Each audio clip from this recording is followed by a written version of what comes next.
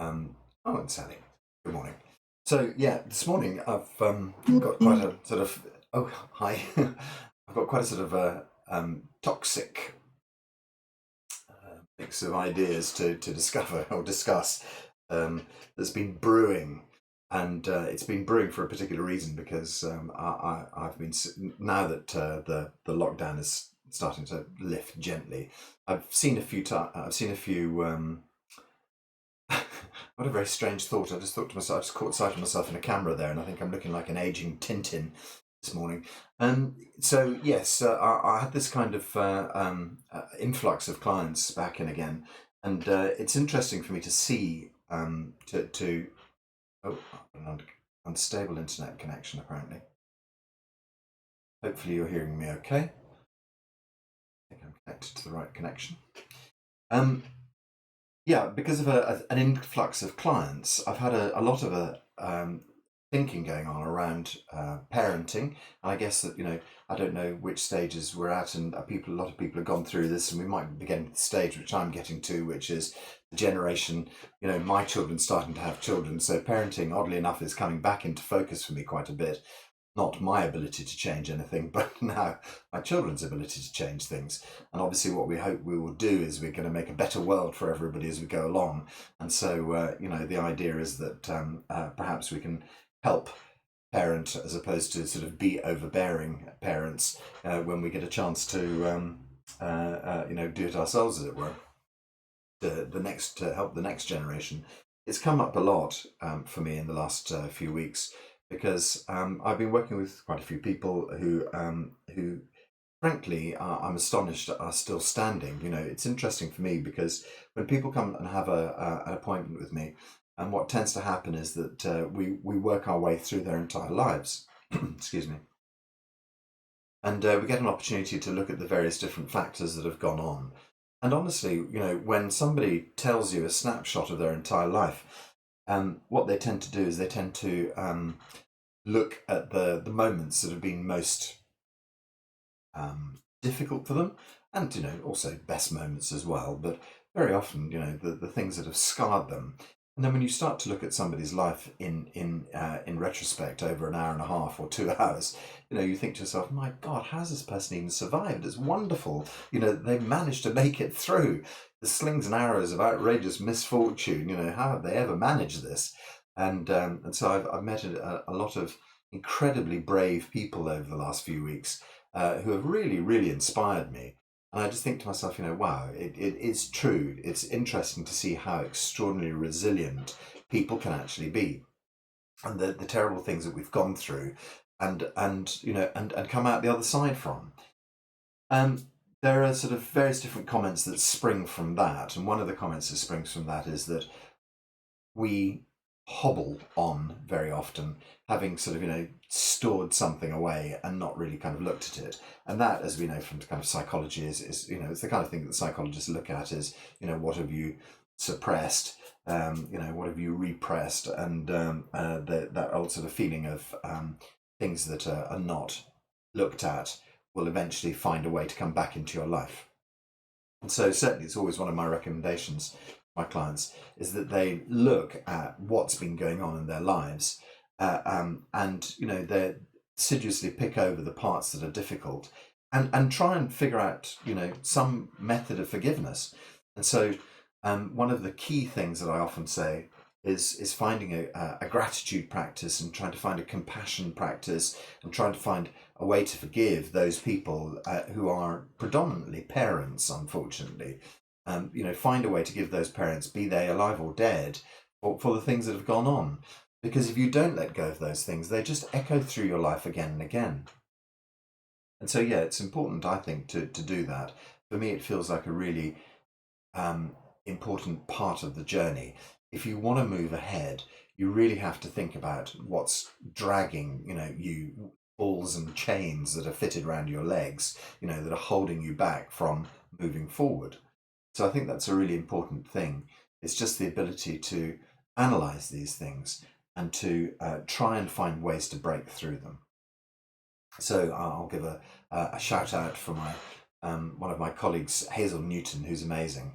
So Hazel Newton, her dad wrote an amazing book called How I Died and What I Did Next, which was a fabulous book. And there's another author who's called David Irving, possibly, or he might be that toxic military writer, so don't quote me on that. But there's a guy who wrote 2 or 3 books which were about life between life and soul journeys and things like that. I wish I could remember his name. I'll find it out if anybody's interested. But his story was that. How can I tell his story? I'll tell you my story. I went to Virginia in 2013, I think it might have been. I went to Virginia to work with an amazing guy called Leonard Orr. And I went to Virginia because I'd met Leonard Orr several times. First of all, from an interest perspective, I had interviewed Leonard Orr for a project that I had in the past, and had loved him. I thought he was a fantastic character. And then eventually, one day, I was thinking about this subject, thinking to myself, what are the things that are in my background that are going to be a problem for me? And that because I see so many of my clients who have arrived at my doorstep with chronic problems, what is it that's the key factor? And so often the key factor turned out to be childhood for them and parenting that was done to them, if you like. And so I thought to myself, if I'm going to improve myself as a Qigong teacher, and if I'm going to improve myself as a therapist, I have to look at the things that are operating me in the background. And so Julian's come to join us. That's great. Julian, you'll like this subject or hate it. Yeah. So anyway, I was in Virginia, I can't remember what the place was called now. Anyway, in Virginia, in sort of the depths of Virginia, having turned up in the polar ice storm that we had. It was an extraordinary journey to get there. In itself, it was an extraordinary journey, and it became quite an extraordinary journey as well. And basically, I worked with Leonard Orr for about 2 weeks over there. And what we were doing was a process called rebirthing. And I had thought to myself, well, the circumstances of my birth were tricky. So I'm sure you guys have heard me talk on this call before about being adopted. But I was adopted into a family, and I was incredibly lucky with the family who I joined. And I had the best childhood, and it was lovely. I was really lucky person. As they say, bum in butter. But there was a sort of a 2 week period there before I was picked up by my parents, essentially, where I was just in a hospital ward without a mother in this very sort of empty space. And I will get back to my friend Hazel in a moment and hypnotherapy. But I'd done a sort of regression session with Hazel, and the interesting thing that had come about from that was that I'd felt that period in the hospital very deeply, and I'd had a sort of an emotional release around it. And I felt, oh, well, there we go. I've sort of worked on that. But at some stage, I also thought that, maybe doing the rebirthing course was something interesting. So I ended up in Virginia with this wonderful guy, Leonard Orr, doing a rebirthing course with him. And that in itself had a whole sort of set of ramifications. I think any sort of work that you choose to do tends to have some sort of reason behind it, and no matter how thin and thready the logic is, you find yourself in a place and you make the best of it, and you benefit from it and find ways to move forward, I suppose.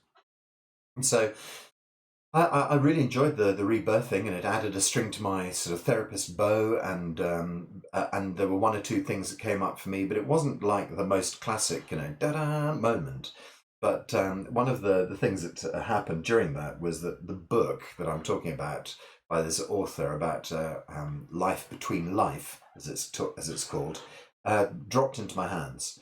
And I started reading it, and basically it's filled with scripts of people who go onto the hypnotherapist's kind of table and couch, I suppose, what the hypnotherapists have, and they retell their stories under deep hypnosis. They get taken to this space where very often what happens is people get regressed into a former life.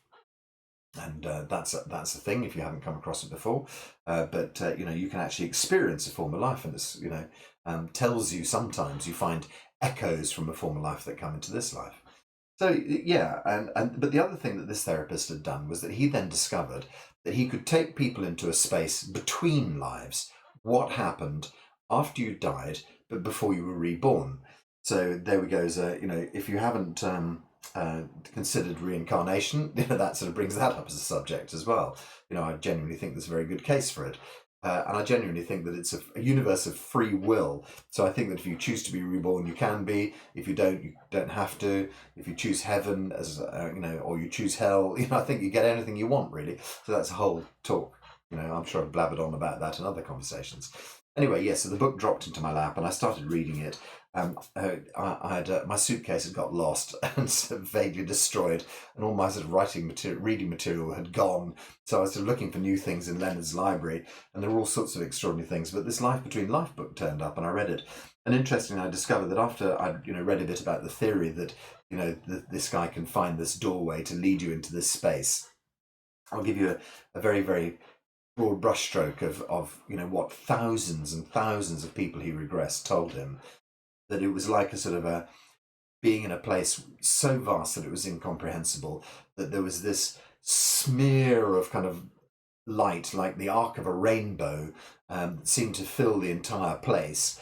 And so that's interesting, you think, rainbows, so is that heaven? And then the lovely analogy that went with it was that most people reported they went back to being a thing like a tree or a vine. It's funny I say that. It's got this little thing.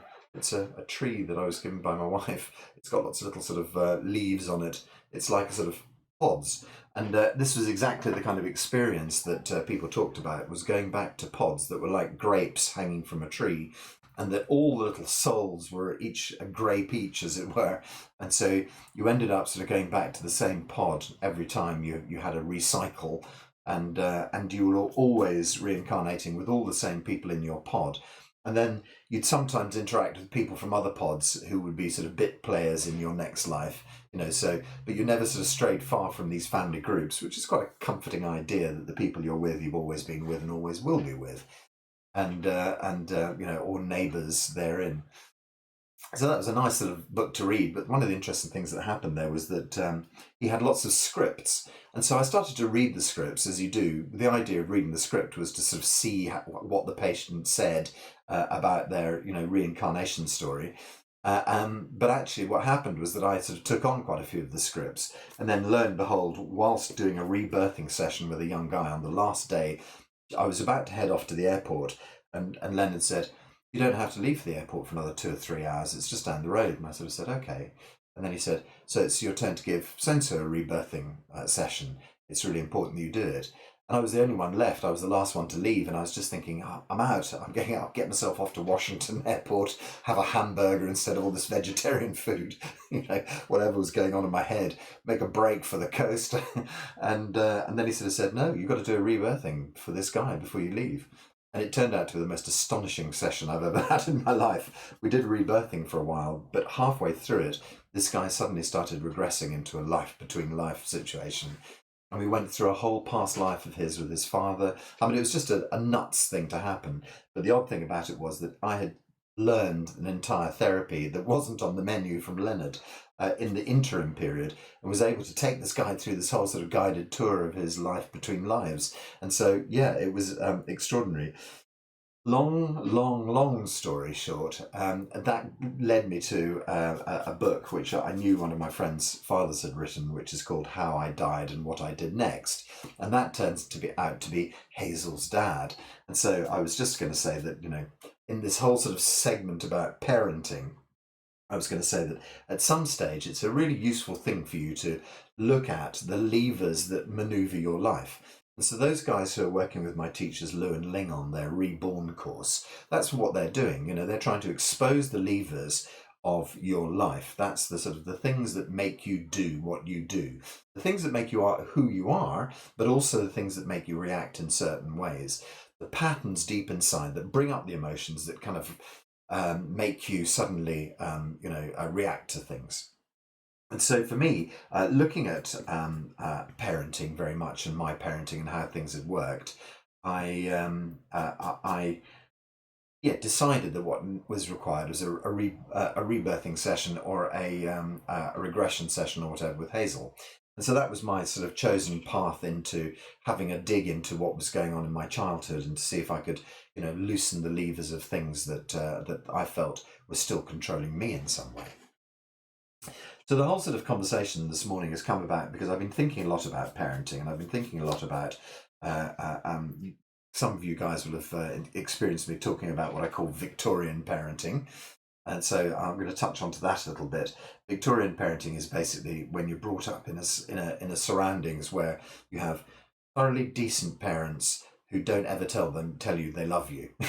They're just it's just nice people, and they do their best. But one of the things that has struck me a bit about when I've been thinking about parenting is where it all went wrong. And so interesting enough, I was listening to a guy called Alain de Botton is his name, perhaps. He's a sort of a psychologist and a philosopher and things like that. And I've read a couple of his books. He's a really good writer. And he was talking about love. And he was saying that, love is really quite a new thing. It's not a thing that we used to do in the past. In the sort of 1700s and 1800s, people sort of got on with it. I suppose maybe the idea is that people were finding it tough enough to get by anyway. They didn't have time for the luxury of love. And that somewhere in sort of the the Victorians and things like that, love started to kind of make a show. In that the Victorians were very big on their sort of stories about romantic love, and so romantic love really sort of comes to the forefront.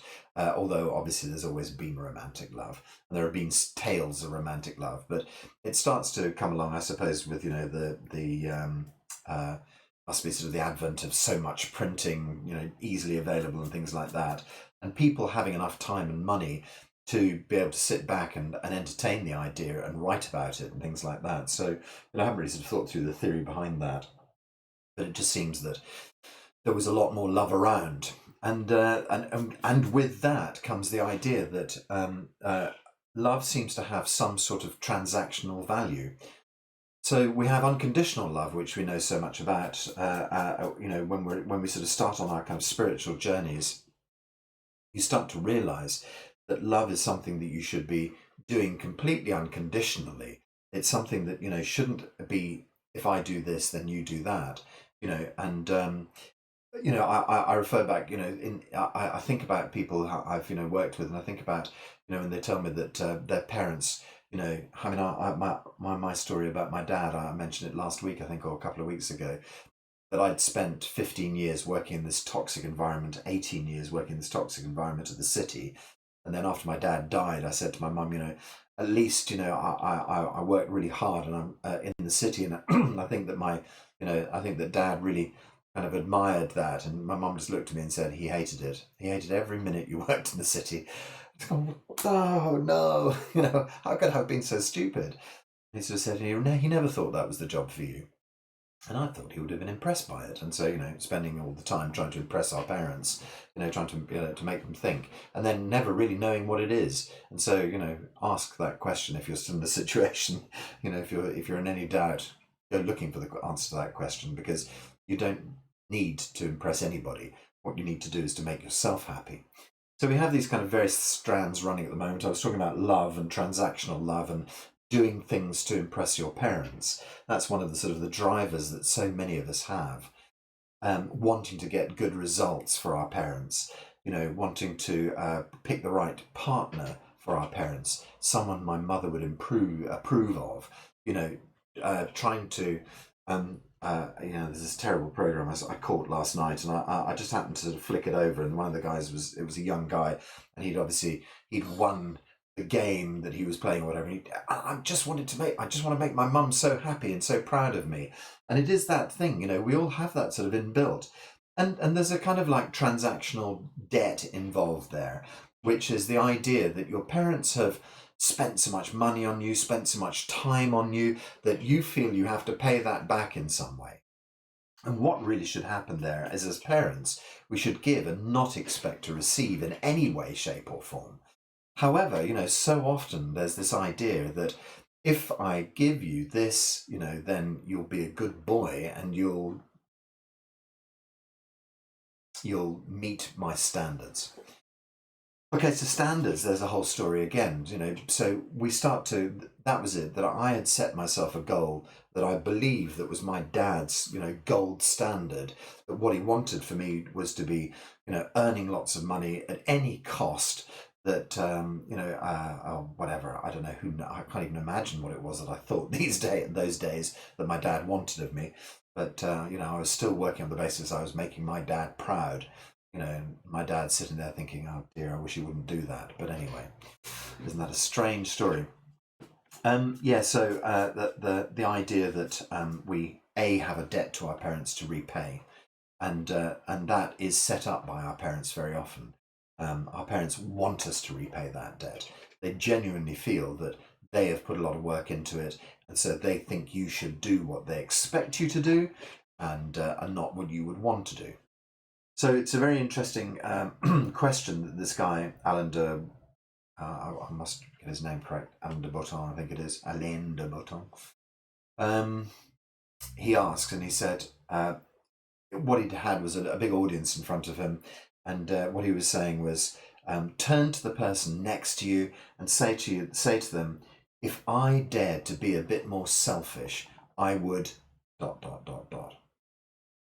So that's a really powerful question. And it's one, you should write down and ask yourself later on. If I dared to be more selfish, what would you do? And that's really interesting because it takes all of the shackles of, parenting and all of the old pattern away. And it allows you to think about a whole new future. So right here, right now, if I dared to be more selfish, I'd pack my bags tomorrow and I'd spend a year in China working with my teachers.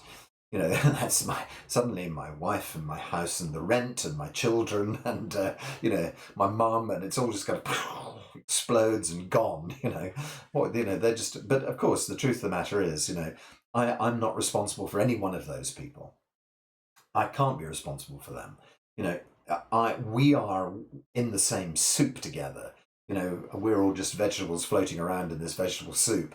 That my corner of the vegetable soup, includes my family and my parents and all that sort of stuff. But the truth of the matter is, I can no sooner change your life or change my mum's life than turn this cup of tea into cheese.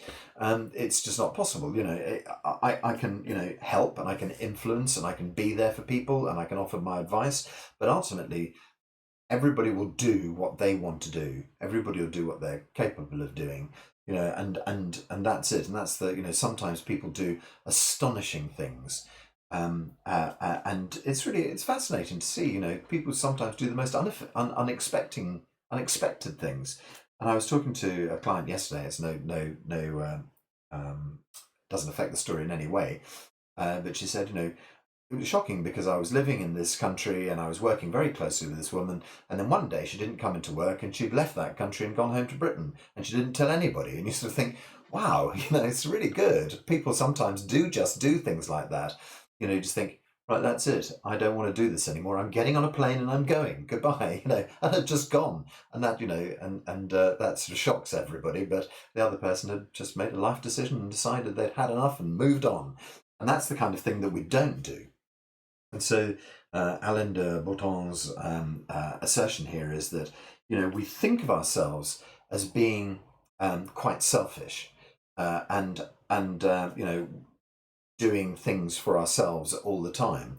But in reality, we're actually not selfish enough and we rarely do enough things for ourselves. So I think that's a really sort of interesting idea. And, and it's freed by this sentence, if I dared to be more selfish, I would do. Because that dares to let you think, dares to let you believe, that there may be some future outside of what you do. And the fact of the matter is that if I got on a plane tomorrow and I went to China, what would actually happen? Would anybody die? No. Well, unless I got in a plane crash, of course, but I'm hoping that wouldn't happen. But would any of my family die? No, and people would be upset. People would be, hey, people get over it. Things happen in one's life. One moves on, and so the reality of it is that if I needed to do that, and at the moment I don't, and so it's not important. And I thought this question over about what would I do if I was being selfish.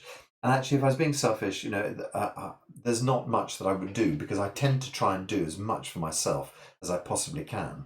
I know the power of looking after myself, and I know how that ripples out into other people's lives. And so, I would have to adjust this sentence to being, if I decided to act in a really crazy fashion, as opposed to dare to be selfish, because I dare to be selfish almost every other day. And my daring to be selfish has led me to stopping all other work except Qigong, which is what I really, really want to do. And it's dared me to be selfish, as in making sure that I look after myself really well. Well, up until before COVID, I used to make sure that I'd go swimming twice a week, no matter what. Didn't let it get in the way of anything. I just blocked out part of my day and I just did it because I really like doing it. I feel very good for it. And no matter what was going on, I would just think to myself, don't care. I'm just going to make damn sure that I get my swimming time in because I really enjoy it. Other things, going cycling, whatever it is, things like that. So I have actually manufactured around my life around doing exactly what I want to do. And I've only managed to do that in about the last sort of 10 years or so, because it's been difficult for me to organise things. But I've forced and pushed everything so that I get enough work through various different channels so that I can do exactly what I want to do. Okay, so yeah, the going off to China thing would be something that would be at the very end of the line. I don't feel the need to do that at the moment, and I have no doubt that when I do feel the need to do that, I'll do it. So with my hand on my heart, I will find a way to do that. We'll see if it ever comes up.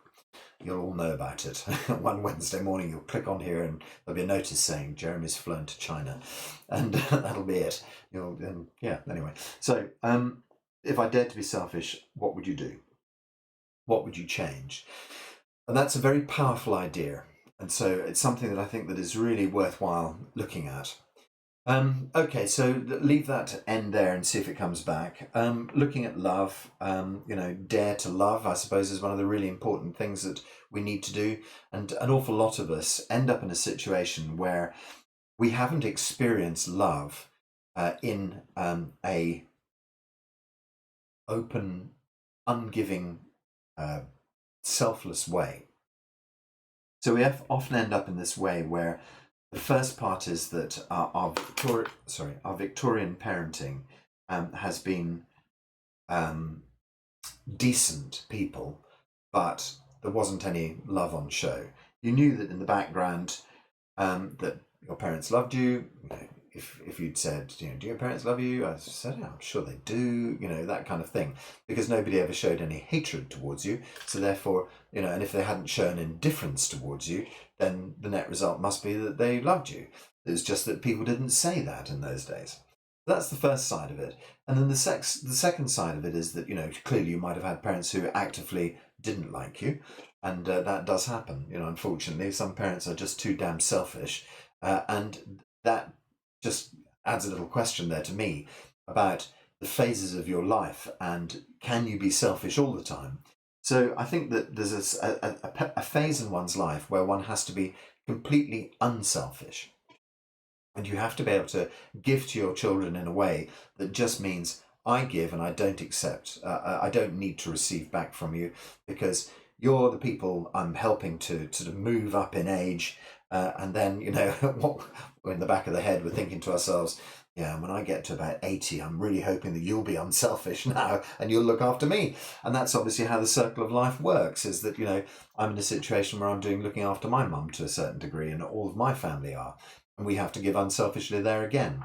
And so we move through these yin and yang phases where we turn the energy on ourselves and then we turn the energy out and then we turn it back and we turn it out. And so if you've heard me talk about that before, the 4 phases of life, it's sort of, 4 years, which is your 4 sets of 20 effectively. And it never really fits that very perfectly, but it's kind of. And in the first 20 years, you behave incredibly selfishly. That's just your default setting. Give it to me, I want it, I want it, I want it. And as the next 20 years comes on, you do have children, and you have to start thinking, all right, well, I'll give it to you completely unselfishly. Or selfishly, if you haven't got over it yet. That's what the thing is. You're supposed to, be on a journey, and you're also supposed to be in an education system which teaches you to flip the switch, which gives you the understanding that it's time for you to give back. And so we get to the sort of stories like sort of Denmark and Sweden, where people are given a year off work to do parenting. We'll talk about that in a minute. But this idea that you're given the time to do parenting, and so you can afford to be completely unselfish, because somebody's still kind of paying you 80% of your salary in the background to be a good dad, and not just a good mum. It has to be a good dad as well. Time off to be a good dad. And so, and then the when you've got your children out of the way, it sounds bad, but you know what I mean. When your children have flown the nest, then the next swing comes around for another 20 years. And what happens there is that you have a chance to be totally selfish again. You have a chance to, but fortunately, you have a chance to be selfish with much better oversight of the problem. And so that selfishness turns into what I'm doing now, which is looking after yourself adequately, putting input back in, which is useful input to make you grow. So where have we got to? Selfish, not selfish, being selfish, and then not selfish again, which is in your last kind of phase where you're sort of, 60 to 80. Although, as you all know, I don't see that as being the last phase. I see that as being the starting point for the next phase of 80 years. I'm working on that, obviously. But the fourth phase comes in, and the idea about that is that then you've become a grandparent, and what you're doing is you're giving back unconditionally, loving, or you've become a sage, and you're giving back unconditionally of your knowledge, that kind of idea. So we have these sort of ideas about giving and receiving. And the question is, when it came round to your parents' chance to do their giving unconditionally, did they give unconditionally, or did they demand that you were a good kid, and unless that you played by the rules, they wouldn't give you this? Or was it even worse than that? They didn't want to be a parent at all, and so they were totally selfish and didn't give you any resources. So that leaves this story about love, and how somewhere in the 1800s, 1900s, 2000s, love became this transactional process where people didn't necessarily just give, they just, they expected to receive. And there's a lot of kind of language of, giving and receiving, sort of the fairness kind of thing, which comes from our sort of religious background and things like that. And it's funny that when, that's what so many children say, it's not fair, Dad. God, if I'd heard that from my children once, I must have heard it 1,000 times. And it's a difficult lesson to say to your children, well, children, life is just not fair, And it's a hard lesson for anybody to learn, because, the fairness thing is still echoing through my life. It's still, my father, believed in total fairness, that everything should always be fair. And, you tend to realize that after a while, life isn't fair. It doesn't deal equal hands to everybody. And you look at other people and, how well you get on, and, I'm doing so badly. The fact of the matter is that people have aligned themselves with the Tao much better than you, and things are just flowing through their lives, and they're luxuriating in it. And you're paddling furiously against the tide in the opposite direction, still in the belief that that's what your dad wanted you to do. You can see how it all starts to pile up. And so, I'm just sort of looking at my life there, my earlier life, and thinking, that was it entirely. I was swimming against the tide, especially, when if I'd just asked, my dad would have said, no, the tide flows that way, son, But hey. We have that idea that we need to sort of fight, and that life deals us, unfair blows and things like that. But actually, the truth of the matter is, you make your own reality. You really, really can, change your reality at any given time. And so, if you feel that life's flowing against you, you can definitely turn life around and make it flow for you. You just have to listen to what life's telling you. You just have to listen to, the things that come up in your life, and wonder why they've come up. Why did that door slam in my face when I fully expected it to be open? And then start to, wonder what it is that you've done. Because, as I said earlier, the only person you can change is you. You can't change that interview. You can't change that person. You can't force anything to happen. You just have to think to yourself, Well, it's happened for a reason, and why did I make it happen? What did I do that led to those set of circumstances? And most people just put the blame somewhere else. Most people just say, he, must have had a bad day. He's a bastard. That's why he didn't want me to get the job. That's why blah, blah, blah, blah. Not my fault. And, I can look at friends of mine who I think, their whole lives have been based on, it's not my fault. And you'd think to yourself, wow, at some stage, will you ever realize that it's all your fault? And that's, one of the comments that I make about people getting unwell. And I always mention about, I won't mention about Noel Edmonds, but Noel Edmonds, you remember that story about him in the papers saying, all these people in the NHS, they're getting sick, it's their own fault. And everybody in the papers was up in arms. How dare he say that? But actually, the truth of it is that, yeah, people do get sick because it's their own fault. And the point about that is that when we haven't sort of dug in, as I've suggested, deeply enough into our psychology and found out what is making us ill, then it's, going to make us ill. And so it's not really our fault because those things have been implanted there by our parents, by our society, by our etc., etc. The thing is, our fault is that, we haven't spent enough time looking for those things and weeding them out to make our garden flourish, as it were. So, in a way, these things are our fault because, in fact, I can't change you, you can't change me. So, the only person I can change is me, and if I want to heal myself, I have to change me. So, yeah, in an indirect way, it is your fault. Sorry, but that's the truth. Or the truth as I see it, and you have to look into it and see if my truth is right. I may be completely wrong about that, and maybe 10 years' time, people will be pointing and going, "How stupid Jeremy was." Sure, let it happen. I'm fine with that. This is how it stands at the moment, people. Right, I got onto that idea, and I was thinking about parenting, and I was thinking about how Victorian parenting had been this sort of terrible thing from the past, and I think now that the pendulum swung so far in the opposite direction that we'll have a backlash. That the kind of soft kind of kind of parenting that's going on now will end up with a whole new set of chronic difficulties. Who knows what they will be? And I shall be dealing with those perhaps in 20 or 30 years' time. And what we have to find is middle of the road parenting, balanced parenting. And as with everything in Chinese medicine, it comes back into the balance. It always be never too high, never too low. Never too kind, never too cruel would be a sort of a way to put it.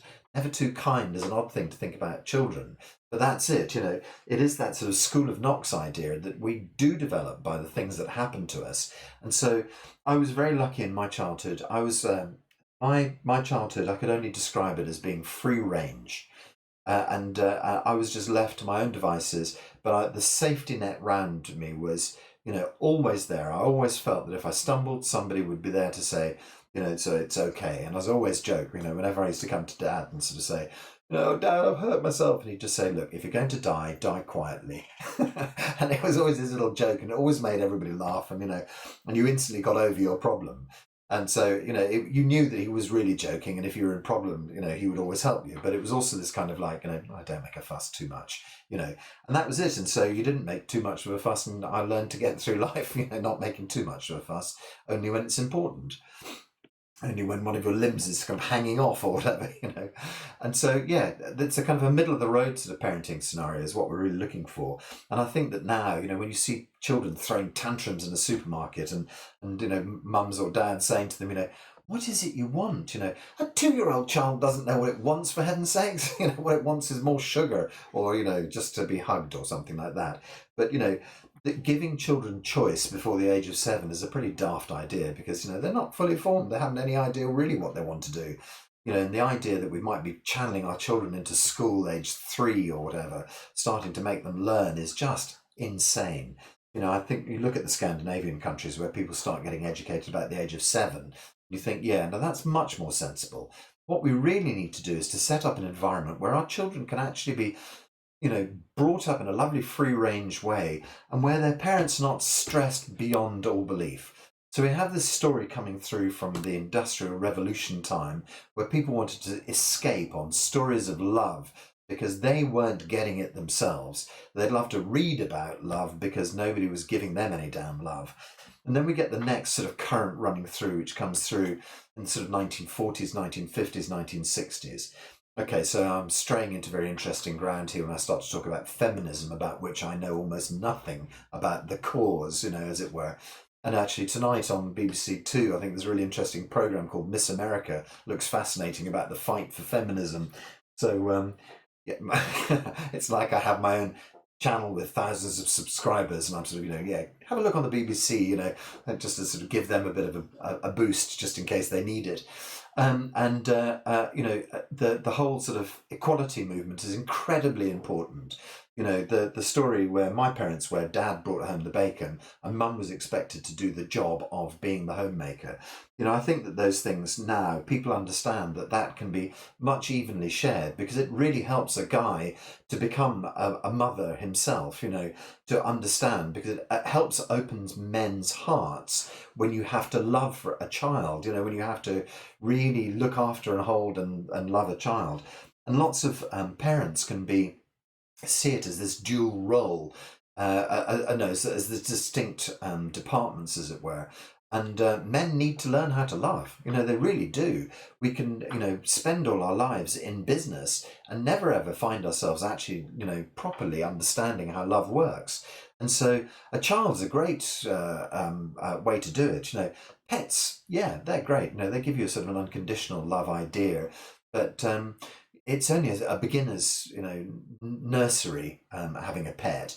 But a child is a much, much deeper and more profound way, to get into learning how to love as a man. So I think that it's important that we look at the sort of Scandinavian model again, where, a wife can get a year off and then a husband can get another year off as well. And you can choose to take them both at the same time, or you can stagger them. So, perhaps you'd let your wife do the sort of the difficult, weaning kind of thing, and then the husband would let her go back to work. And so I think that it's really important, our equality thing, that we've actually freed women from the sort of the terrible bonds of having to just be a mother, because everybody wants to have purpose in their life. Everybody wants to have something they can do and something they enjoy. And as an aside, I saw a lovely map. You won't be able to see my map because it's so scrawlily written. I think I mentioned it to you last week, but it's like a Venn diagram. One circle and a second circle kind of intersects it, and a third circle intersects it. So where all three circles overlap, there's a little hole in the middle, little space in the middle, and it came to me from my I Ching teacher. And basically, in one circle, you write, "What do I like to do?" And in the next circle, you write, "What am I good at?" And in the third circle, "What makes me money?" And then where all three of those interlap is the sweet spot. But that's it. You have to. What do I like to do? Everybody likes to do things. Everybody likes to. I'll use my wife as an example here, because she probably will never listen to this, which is great news for me, especially as I've just broadcast the fact I'm off to China, although she knows that. What does she like to do and what does she do? I don't see those as fitting together. I think that, she could change her life, and for her, she's a worker and she likes to work. But I think that it would be lovely for her to be able to merge those circles better and find what she likes to do and merge it with what she's good at, and what makes her money. And as years go by, I think she'll slide towards that model eventually. But I think that's really important. That where we've got to is this idea that women are no longer stuck in the home. Thank God, they're allowed to have their own careers. But that derailed things in a way, because somewhere in the 1950s, things suddenly started getting more expensive. Housing prices suddenly sort of rocketed. When you hear stories about people saying, my mum and dad bought their first house for £500, you think, well, and of course in those days, £500 was a fortune to them, but it's still, they were able to pay it off by the age of 30 or something. You think, God, I don't know anybody who's done that these days. It just seems impossible. And so what happened was that with the kind of freedom women's lib movement, everybody suddenly realised that women, could pursue their own careers and have their own lives. Thank God, now that has happened. But then somewhere along the way, everybody started to earn more money, and somehow things started to get more expensive. And I think that, Mad Men is a great kind of series. It's a real snapshot in time when you see the advertising business, because you realise that a whole industry grew up fanning the flames of consumerism. that beforehand adverts tended to be a sort of little thing in a newspaper. You'd browse through it or not, and you'd sort of say, oh look, they've got a sale on at the Esher Market this week. I'll go down there and I'll buy some. I'll do my shopping there this week. And that was about as we never used to get sort of TV that had a billion adverts on it. And American television is astonishing. It's they shows are getting shorter and shorter, and the ad breaks more and more frequent and longer and longer. And so I mentioned the Esher Market. It's one of my sort of stories. It used to be just down the road from where we lived. And I remember going there as a child. And, you're going to think, is he 80? Is he much older than I expected? But I remember that we could go into the Esher Market, and when you asked for butter, the guy would open up a churn and he'd take out a wooden paddle, and then he'd kind of pat together a pat of butter, and then he'd wrap it up in greaseproof paper, and that's how you get your butter. Your butter wasn't coming on a refrigerated freighter all the way from New Zealand, butter that had been taken from a cow a year ago and eventually ends up after deep refrigeration on your doorstep, much cheaper than your local farmer can produce it. Don't get me started on that. But that was it. Things were local, and advertising and packaging. God, packaging was simple, and advertising wasn't this kind of extraordinary driver. And products were made so they last. Oh my God, I'm sounding so old. What happened here? But there is, genuinely, you'd buy a washing machine and it would last for 10, 20 years, not for, 3 years and then chuck it out and buy another one. Built-in redundancy, this kind of thing that all our products have these days. So the space race, the equality race, the increase in earnings, and all of these things have mushroomed out of control. We know that consumerism is now, a rampant beast that's gone wild, and that we're all sort of caught up in the process. But unfortunately, what happened in the processing was that parenting got lost. And so what actually happened was that more often than not, both parents have to work, and then the ability for them to actually look after the children has just disappeared. And then, I've heard it from clients on such a regular basis, when their parents say, my parents both worked and I was a latchkey kid. It's it's a sort of standard for our generation. I take you all into that, because latchkey kids, 60s, 70s, 80s onwards, was a really commonplace thing. Where you just let yourself in, took your tea out of the oven or whatever, and fed yourself, and eventually your mum and dad came back from work increasingly later each year, getting more and more, having to work longer and longer until, who knows how it's possible for people to have children these days. I'm really hoping that my children, and my children are 1 out of 2 or 1 out of 3. One is not old enough to be sort of thinking about that structure yet, but 1 out of 2 is rebelling against that structure and is living in a different way, and is looking, for a lifestyle that will allow them to really be encompassing parents as opposed to just be at the office parents, And so, what's to be made of that? I think people are changing, and I really hope that that's the case, that people are going to start to see the value of bringing their children up. And one of the things that's important here is that the government has never seen the value of that. The net result of that is that I am seeing more and more people with chronic illnesses that I can really point back to their childhood.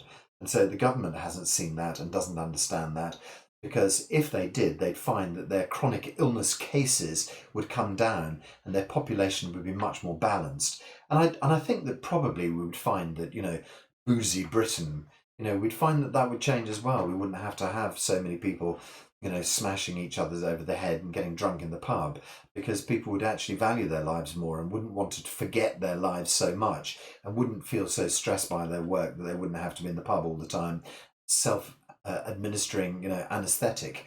And so, there's a whole kind of political agenda here that could be changed. We really could change our way of being parenting. We could actually make parenting a proper job. A whole new industry could be born out of it, and makes a whole new set of taxpayers, and to fund the whole thing, it could. I'm sure I could make a policy that would work quite well, that would allow us to have, we've got such a big social state, it actually would take weight off the social state. In 10 years, we would find that chronic illness probably 20 years, we'd find that chronic illness was coming down dramatically. Savings would be made at the back end. We wouldn't have so many people getting ill, falling ill from all manner of chronic illnesses, just because they hadn't had time to look at their own lives. They hadn't had the foundation that was important. And essentially, with a solid foundation, they would be turned out as much more solid individuals of society, and the bill would be much less at the far end. Sorry, off on one today. As so often is the case, I'm off on one. Yeah, I don't know what the value of this conversation is. Perhaps you've had some value. Perhaps it's shed some light on your own childhood, and perhaps it's shed some light on why you should look at working with it. And I think I was going to name check Hazel. So Hazel Newton, she's a wonderful hypnotherapist, and she's great at helping you dig into these things. Any loose ends I haven't tied off. I think that if you find that you suddenly have questions, you could always type them into the conversation bar. I think that what I should probably do is just to get on to doing some healing of that whole situation. Wouldn't that be a better idea? And so I think what comes to mind today is La Chi, actually. And we've been doing quite a bit of Mingdre meditation, and we've done other ones. And funny enough, we haven't got onto the Nun meditation for a long time, and it seems to have just disappeared into the background. The compassion meditation, various other tools that we've been using, none of them seems appropriate as La Chi today. And what that means is that I should have my phone and I should have Dr. Pang in the background doing his Kai Her for us. And so I'm just going to grab my phone. Hold on for a moment.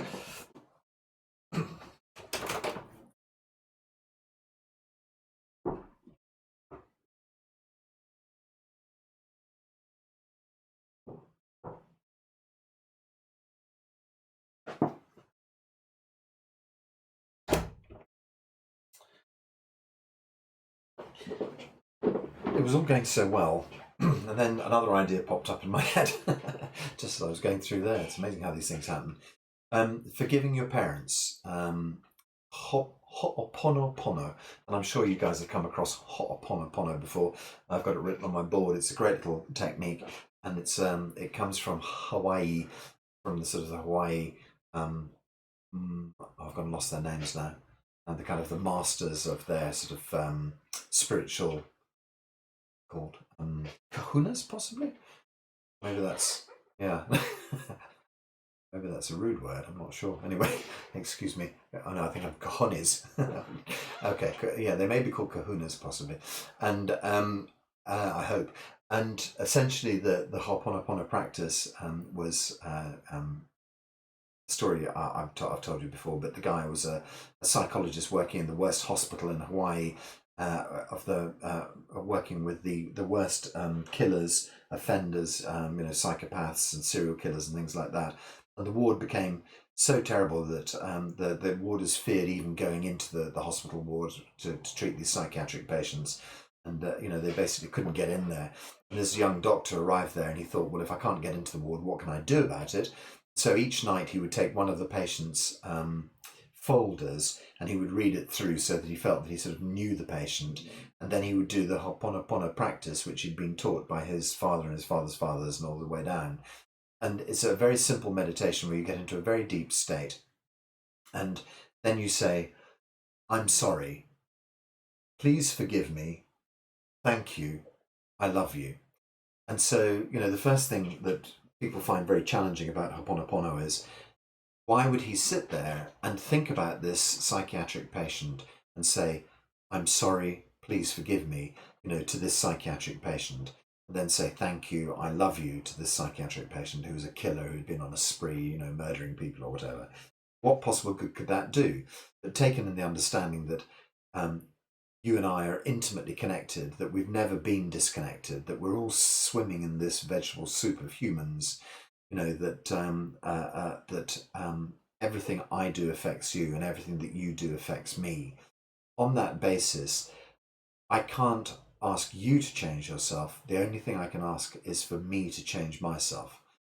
And so the implication here is that for that murderer to have murdered somebody, that I have had an effect on society, that something I have done has changed society, that has led him to that place where that's possible.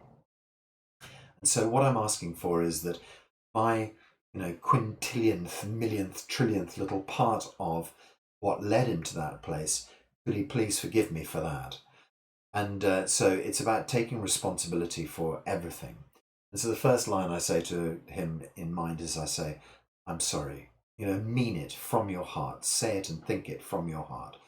So you find yourself in a very still place and you say to your father, you say to your mother, I'm sorry. Deeply, deeply sorry. And you can repeat the I'm sorry part 20 times, 100 times, 1,000 times.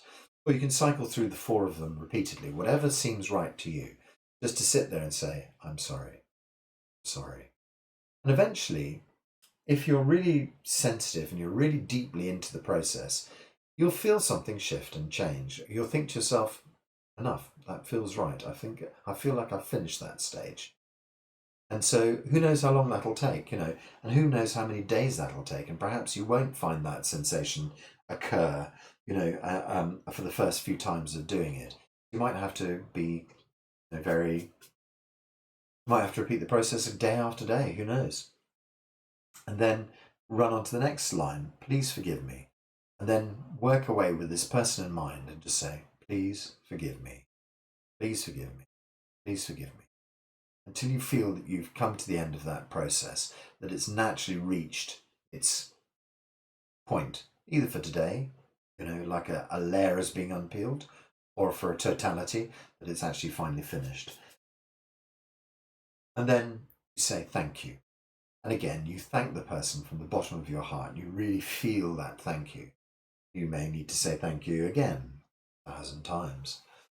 And eventually you finish off by saying, I love you. Sometimes you really feel that. You really feel your heart opening. You really feel that something has shifted and changed when you say from the bottom of your heart, I love you, I love you, I love you. And so, yeah, you might think about that person and you might just say, please forgive me. I'm sorry. Please forgive me. Thank you.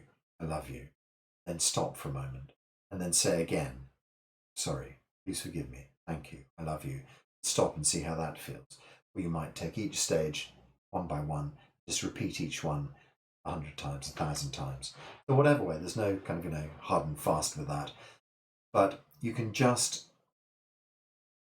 lay to rest the ghosts of your parents, the ghosts of your childhood, lay to rest that. And then I think, there's a modern psychological tool.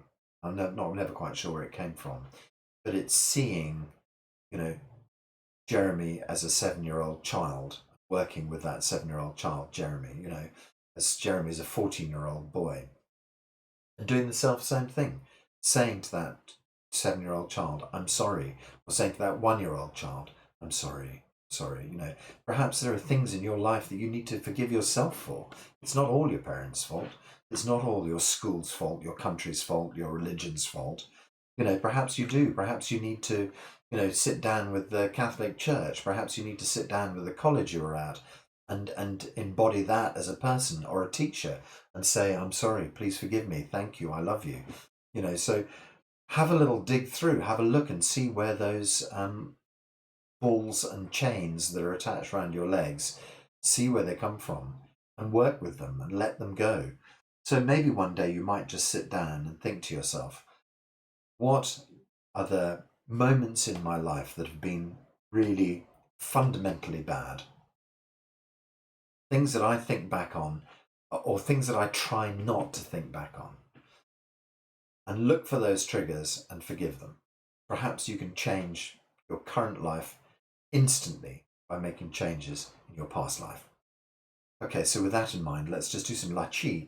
We're just going to gently kind of like dissolve problems. So that's the purpose of La Chi. And Jackie, I don't know if you've done La Chi before, but essentially the idea is that Dr. Pang developed this form and he works on the basis that the universe is big enough to take all of your problems on.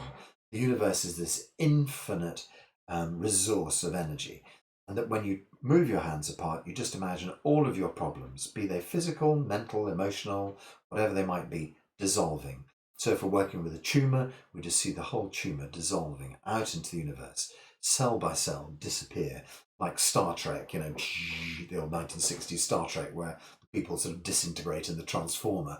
You just let everything inside you kind of just disintegrate. Sorry, that was a bit dated boys reference there. But yeah, you get the general idea, dissolving into nothing. And then when you draw your hands back together again, what you're doing is you're bringing back a perfect new reality. So it's the most simple healing tool on the planet, one of the most effective ones, because it's the visualization of letting go, the visualization of really releasing at the deepest level the patterns that make you who you are, the illnesses that you currently have, the relationships that are not working, whatever it might be, letting them go and letting the universe deal with your problems. It's no longer has to be just you on your own. There's an entire universe to give you that, and you call it God if you will. If that's how your structure works, let God have all these problems. And then when we draw back energy, we draw back amazing, incredible healing chi into our bodies to solve our problems and see everything as perfect. So I used Dr. Pang's recording. Dr. Pang, he's the founder of Zheneng Qigong. He's the developer of this method, and he did a lovely recording of it. And so we just get him saying Kai. Chinese word Kai is open. And I'll just say Kai and her along with it. And what's been going quite nicely is that we'll get to a stage of our Kai her where we just start to open out into the universe and then open a bit further out and open a bit further out and open a bit further out and open a bit further out until you are just dissolved into the whole thing. And then we might just pause there for a couple of minutes out in the universe, floating out of space. And then eventually we'll just use her to come back. So whilst the tone says Kai and her, you don't have to always open and always completely close. Sometimes you can use the tone just to say open, open, open, open, open, open. Then you can just say close, close, close, close, close, or bring all the way back down again. So look out for that on the way. And I'll just grab my recording and we shall begin.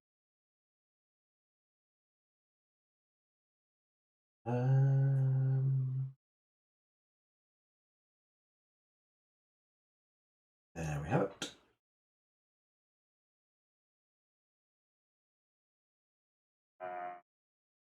I'll just get the volume turned up a little bit. You'll hear Dr. Pang saying Kai and her. As I'm saying her. So Kai is open, so we gently open the hands. Her, we close. So just pause for a second. We'll just set ourselves up. We get ourselves sitting comfortably. Nice and relax the shoulders. Let the whole body come back into a comfortable sitting posture. And then dry the eyes. Draw the mind back inside. So we're gathering chi back from the outside world, gathering our sort of energy back from outside and drawing it back into the center of your head. So it's kind of this visualization of the third eye being a kind of lens through which you can draw this amazing energy. Bring it into the center of your head and just kind of close the shutters down. Internalize this experience just for a little while we do our meditation. Gently relax. There's something nice to relax is often taking a nice deep breath. Why not just draw a breath in? And when you breathe out, just let the whole body go.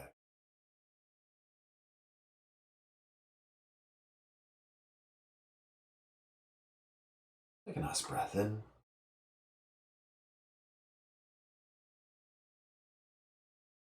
When we breathe out, we just release.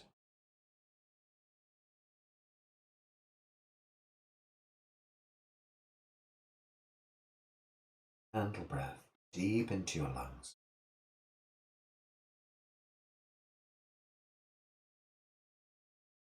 And breathing out.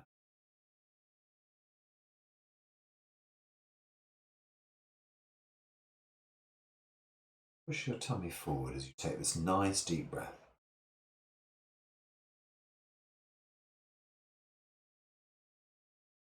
Breathe out. Feel the lungs gently relaxing. Feel the tummy gently. Body gently. One more time.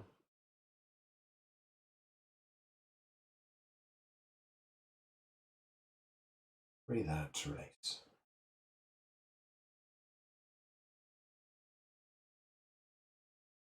Just moving on to gentle, easy breathing. So we're going to start Dr. Pang moment. Do your Tai Chi session with your hands in front of you, but you could also not move your hands at all, just do it in your mind, whatever works best. You tend to set your hands up 6 to 10 centimeters in front of your chest, in front of your belly.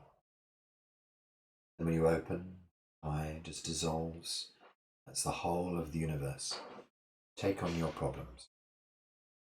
When you say draw the chi back inside your body. Filter to every cell of your body. So Kai is open, dissolve, back. Draw the chi back in your body.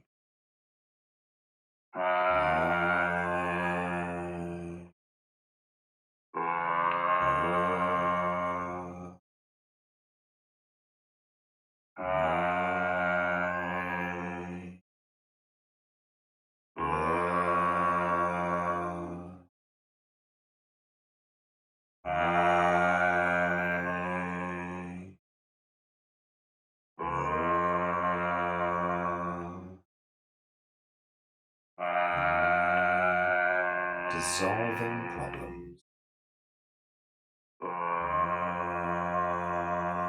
Draw chi back into your cells.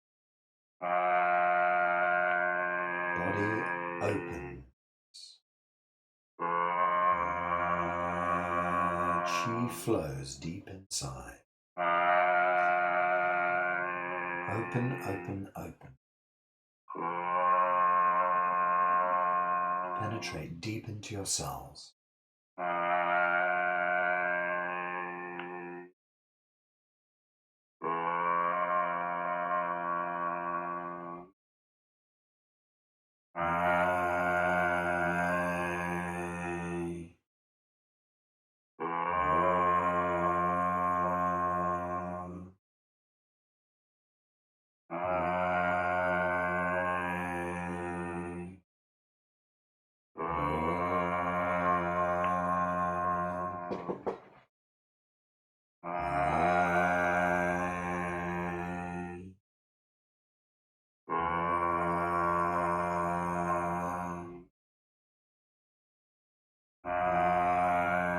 Penetrate deep inside every cell.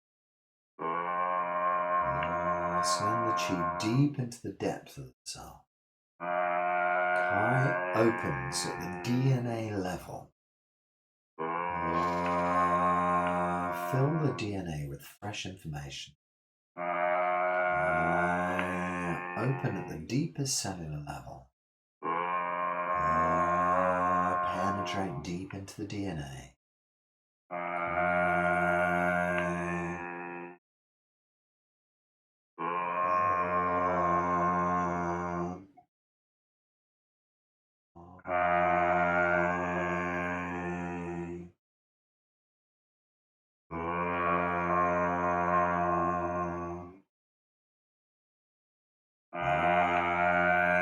Deep in every cell. Open, open, open.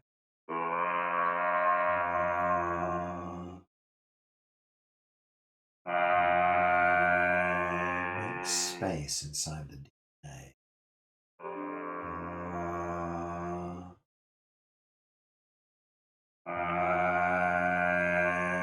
Unravel the DNA.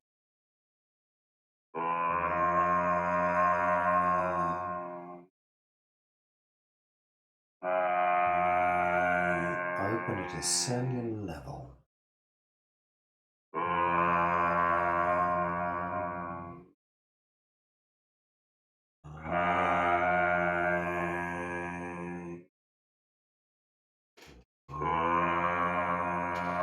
Pour good information into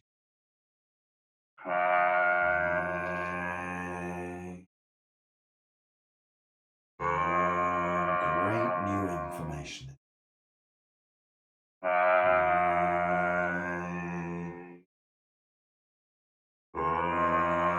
Rebuilding and re-employing DNA.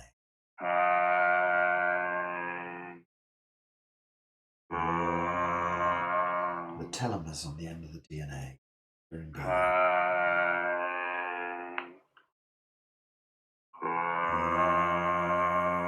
telomeres hold the DNA together.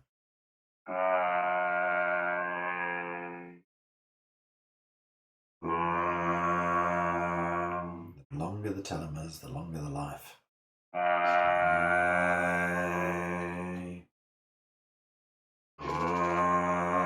So we send chi deep into the cells of our body.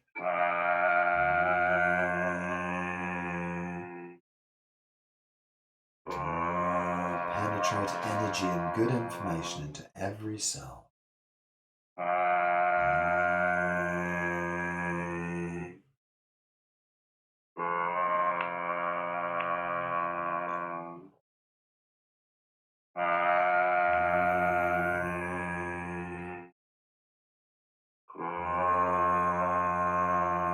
So let's dissolve the whole body then.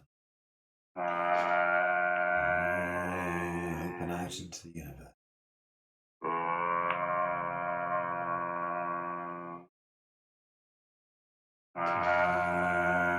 From deep inside your body to out in the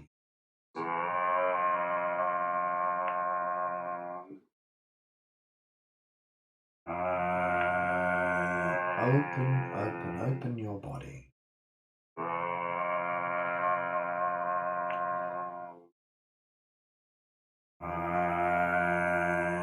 Open your body at a cellular level.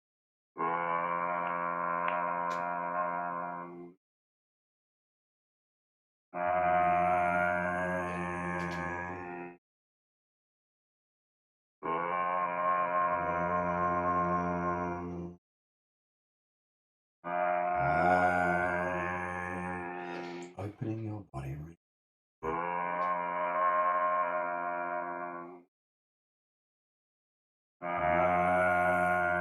No outside, no inside.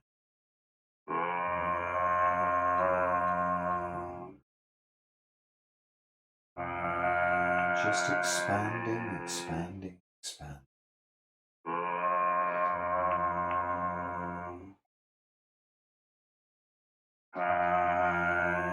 Whole body open.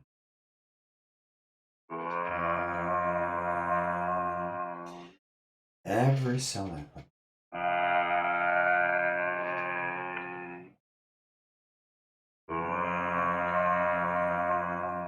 Open your body.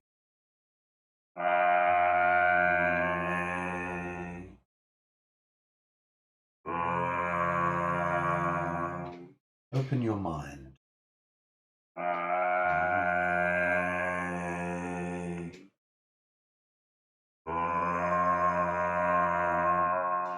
Dissolve your old patterns.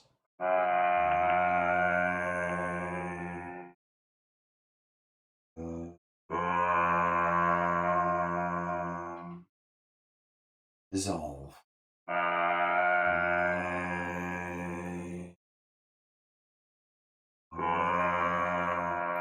All the old patterns that make you you, dissolve.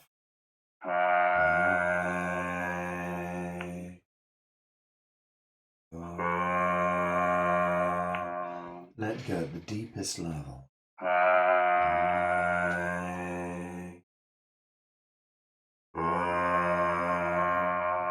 Difficult relations. Just break and open. Difficult times with your parents. Dissolve them.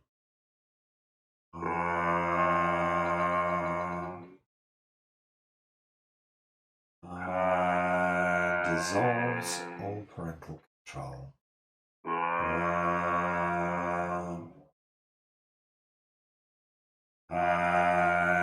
Dissolves all the mistakes.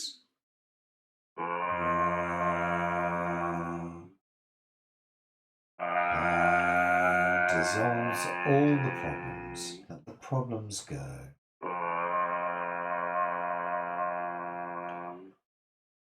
Breaking down childhood problems.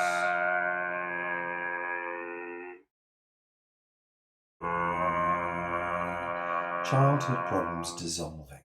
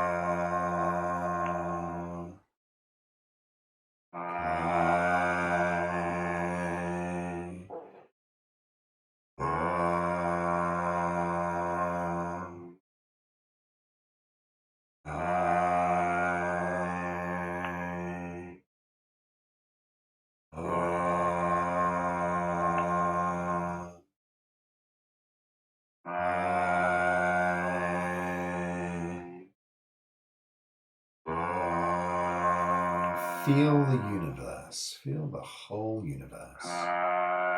Open out into the universe. Just stay open. Just holds you in place. Open deeper and further.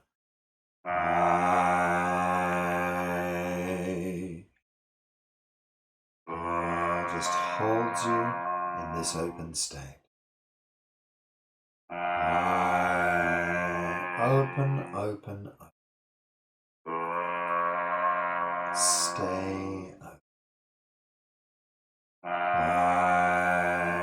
Truly universal being.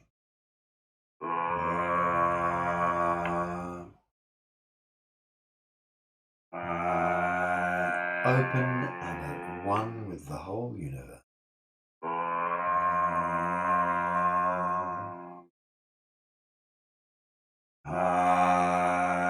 Open and at one with the universe.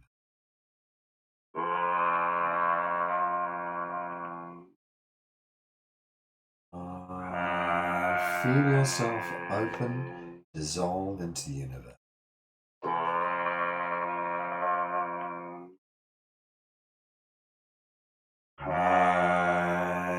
Open, open, stay open. Open, open, and stay open. Open, open. Feel the universe. Feel the totality of this. Feel the enormity of it. You are one with the universe. You are one with God, with all there is, all the power of the universe. Feel the vastness. No difference outside. No difference inside. Total oneness.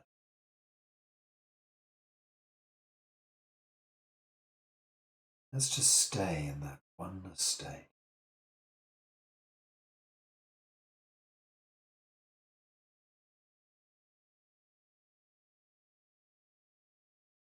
Hold yourself in this universal state.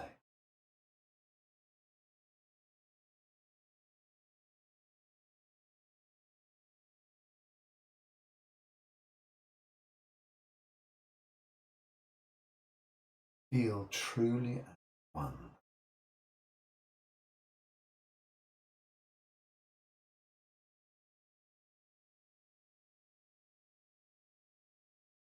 Absolutely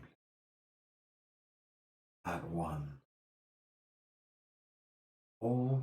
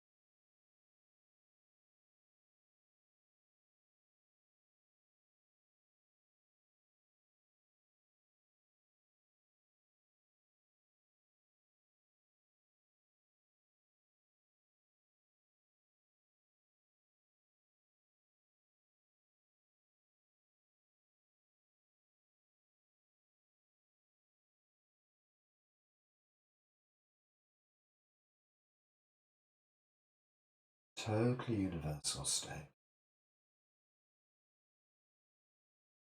Work our way back. Just think on this. If you are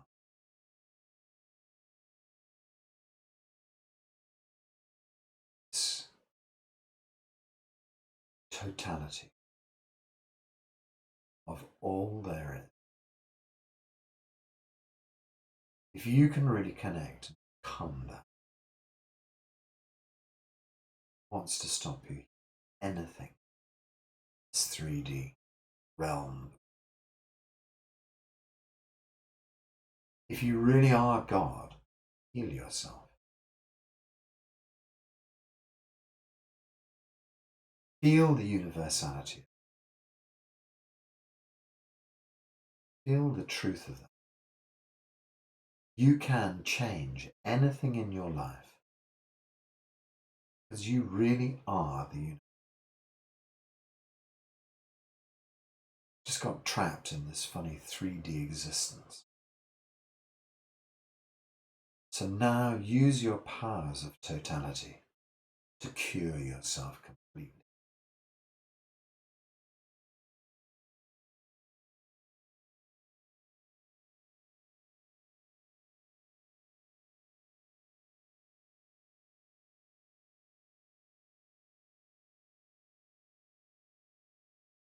Okay, so we're going to start using the third part of the exercise. Bring ourselves back into our bodies with perfect healing. Feeling perfect healing.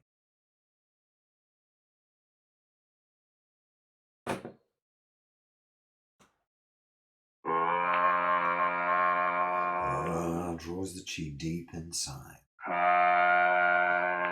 Feeling the totality of the universe.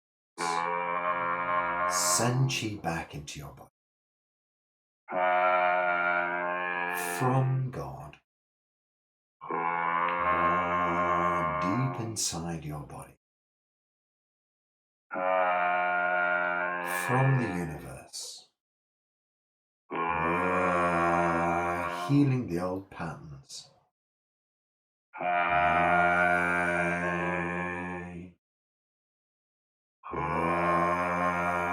Send this chi deep into every cell.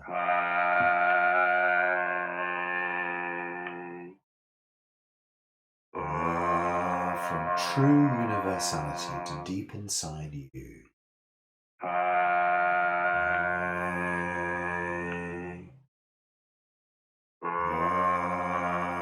Every pattern being mended.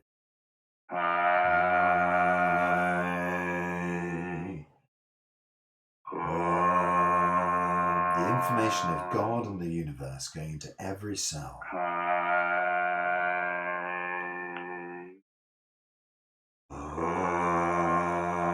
Feel your body healing right now. From the heavens deep inside.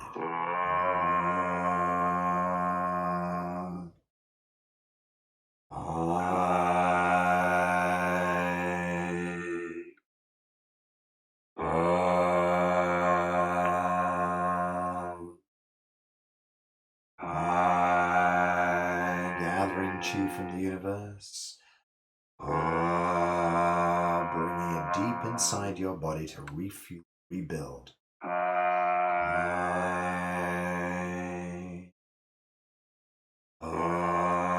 You can change anything in your body.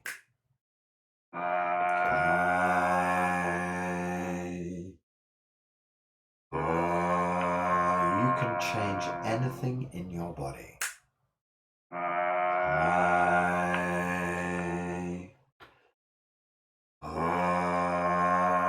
In a moment, anything shifts.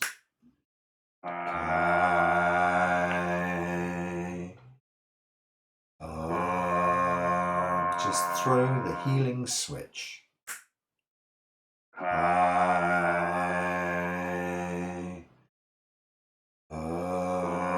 Feel the depth of this healing going into every cell of your body. Universal chi. Perfect working body chi. Universal chi. Good information in every cell of your body. Universal chi. New patterns take the place of the old. Universal chi. Everything forgiven and forgotten.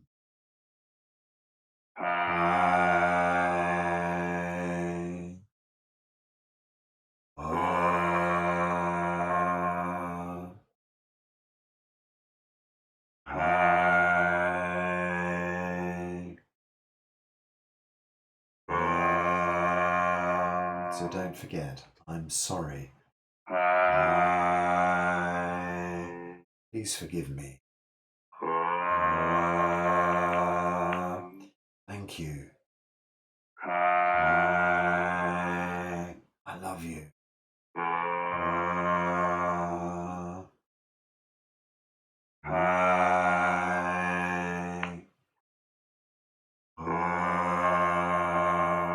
Dissolving at the deepest level. Rebuilding at the deepest level. Just a few more.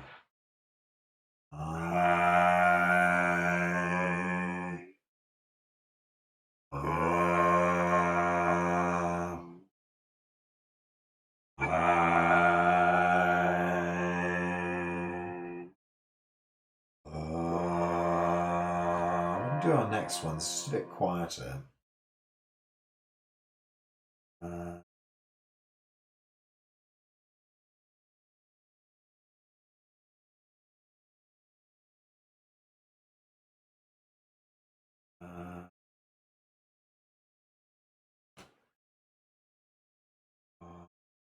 Let's do the last two in silence, deep inside.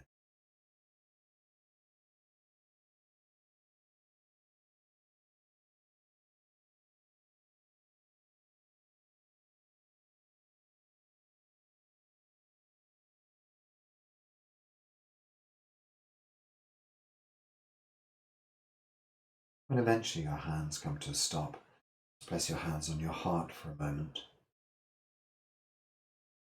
Today we've been thinking about the power to open the heart and to truly love. Not love with condition, just love unconditionally. Give your love unconditionally today. Just love for the sake of loving. Just open your heart and open your heart.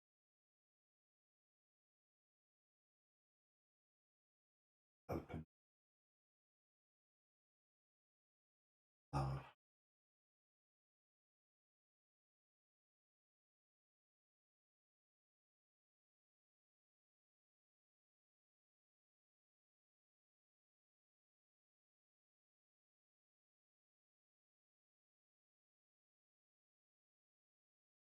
Okay, so let's bring our hands down to lower dantian now. So we slide the hands down. Now connect deep inside the belly. Deep inside the belly is this potent energy that supports us, fuels us, that supports our daily healing. The hands cover over the belly. Connect deep inside. When you put your hands there, it draws your attention to that area, gathering chi deep inside. Feel the love deep inside.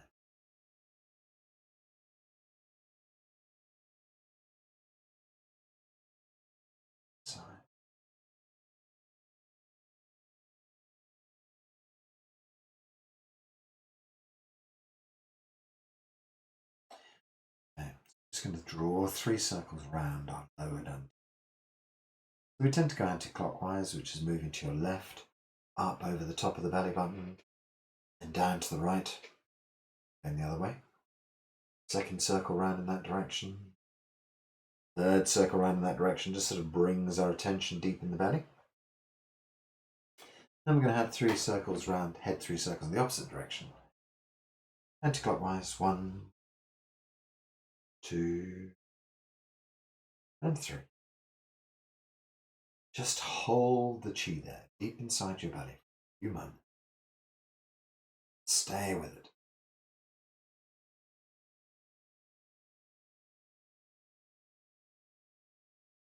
Feel your body complete. Feel the healing complete. Deepest level you've penetrated ideas, laying untouched for years. Started to rifle through the old patterns, break them down. Started to change the physicality of your body, create this amazing healing. Your body just moving now to perfect working order. The old order going out, new order coming in. Change taking place because you have allowed it to. Change taking place deep inside you because you desire it. Whole body working well. All functions of your body turning to perfect working order. From head to foot, every cell in perfect working order. So you can release your hands from your belly. Just stand or sit for a moment and just feel that shield of energy around you. Just feel like a being of light inside your wonderful shield of energy, protected, every cell reinformed, every cell on its healing track.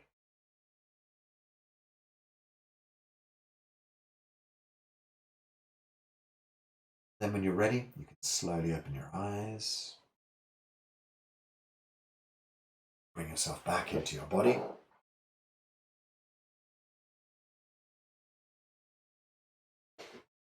And then, traditionally, we say hao la.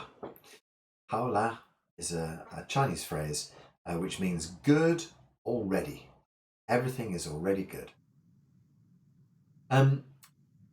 Tony, you've asked about the compassion meditation. We might just do that next week, actually, because I felt there was a kind of a link to the compassion meditation.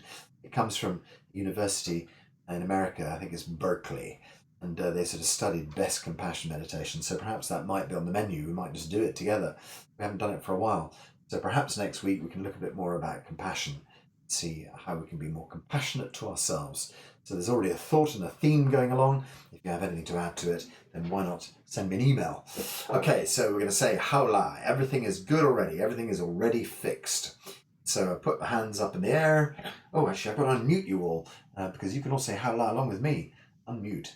So we just say 1, 2, hao la, and that gets us kind of like invigorated for the day. 1, 2, hao la. 1, 2, hao la. One more. 1, 2, hao la. Oh, lovely. Thank you very much, everyone. Come to class tomorrow morning, 9:30, same channel. And all these are up on my YouTube if you fancy reviewing any of them at all. Hope to see you soon. Bye, everyone. Thank Have a great you. day. Bye. Bye. Bye.